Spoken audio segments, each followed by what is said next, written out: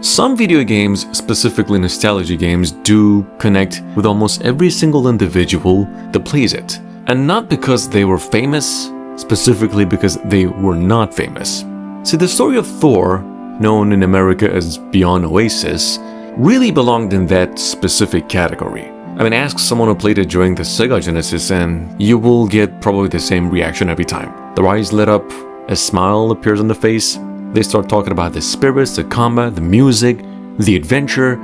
Even though Beyond Oasis released all the way back in 1994, it remains one of Sega's most beloved hidden gems. It was developed by Ancient and produced by the legendary composer Yuzo Koshiro, and the game followed this Prince Ali as he discovers a magical golden armlet capable of summoning spirits. Today, more than 30 years later, rumors and wishful thinking continues to surround one particular idea, which is a full remake. Not a remaster, not a emulated re-release, a true modern reimagining actually built from the ground up. To be clear, Sega of course does not officially announce a Beyond Oasis remake. However, the company has spent the past few years revisiting a lot of classics and showing a lot of interest in its older catalog.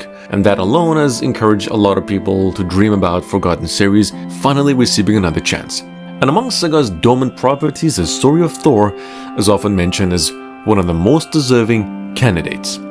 Honestly, it's not difficult to understand why, because when you look at beyond the age of the original hardware, the foundation is still incredibly strong. See, in many ways, Beyond Oasis feels like a game that arrived too early. Back in 1994, developers were limited by memory, storage, processing power, and animation technology, yet somehow they managed to create a world that felt surprisingly alive, and the game had a save system. Very few Sega games actually ever did. There was deserts, forests, caves, castles, hidden chambers, ancient ruins. You were solving puzzles, fighting monsters, discovering secrets, and you also got to summon elemental allies that could interact with the environment in some very unique ways. See, those ideas still sound modern today. That's a remarkable thing. Many old games feel outdated because their core concepts have been surpassed. Beyond Oasis feels different.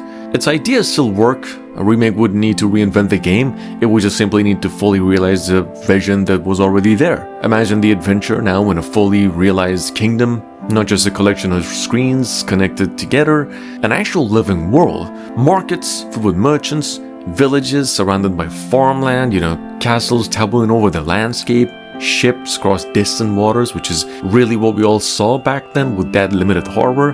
The original game's plot was surprisingly effective despite its simplicity. Prince Ali discovers a golden armlet and learns that an evil force connected threatens the world once again. Along the way, he awakens elemental spirits, gradually uncovers the truth behind an ancient conflict.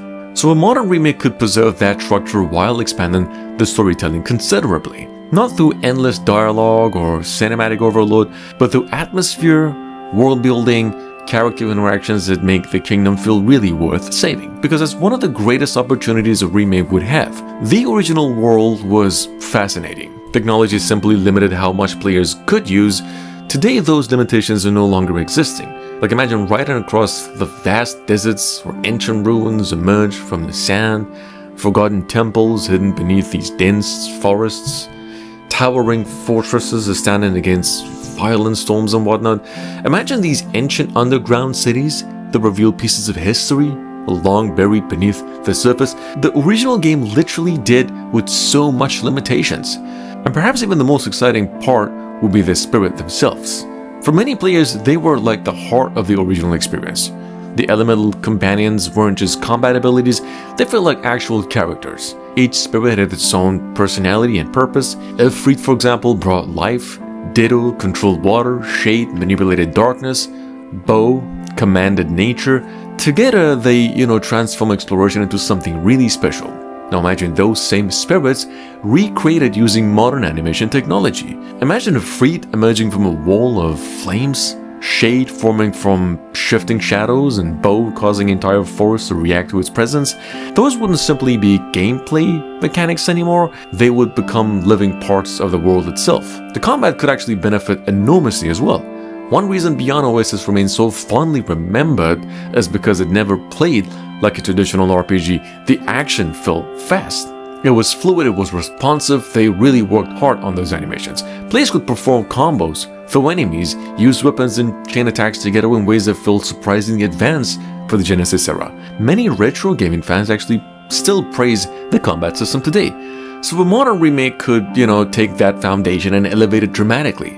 Imagine combat that combines the responsiveness of modern action games with the creativity of the original, enemies reacting dynamically, boss encounters becoming massive cinematic clashes between elemental forces. The goal wouldn't be to make it any more complex, it would be the satisfaction. The original game in fact succeeded because it felt good to play. That feeling should remain the priority. Then there's also the music. If a remake ever happens, this might be one of its biggest strengths. Yuzo Koshiro's soundtrack remains one of the most celebrated aspects of the original game. Decades later, the music is still respected enough to receive dedicated releases and continued recognition among retro gaming communities, so those themes performed by a fully orchestral and a new system could be something dramatic.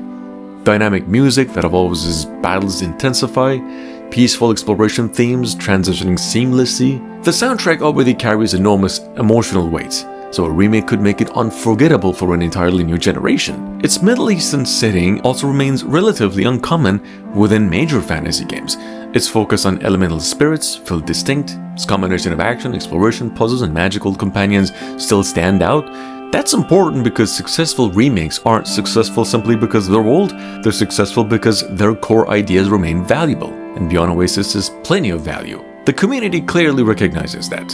Across retro gaming discussions, players regularly describe the game as ahead of its time, deserving of a remake, and one of Genesis library's most underrated masterpieces. And honestly, they're probably right. Because this isn't just nostalgia talking, the game genuinely possesses the ingredients necessary for a modern comeback. A remembered world, a unique setting, strong gameplay foundations, excellent music, creative mechanics, evolved characters. Those ingredients don't expire. They simply wait for the right opportunity. Right now, no official remake exists. No announcement has been made. No development project has been confirmed. The idea remains entirely speculative, but sometimes the most exciting possibilities are the ones that make perfect sense even before they're announced. And a modern Story of Thor remake really certainly feels like one of those possibilities. And 30 years later, that journey still feels magical. Imagine what it could become with another 30 years of technology behind it.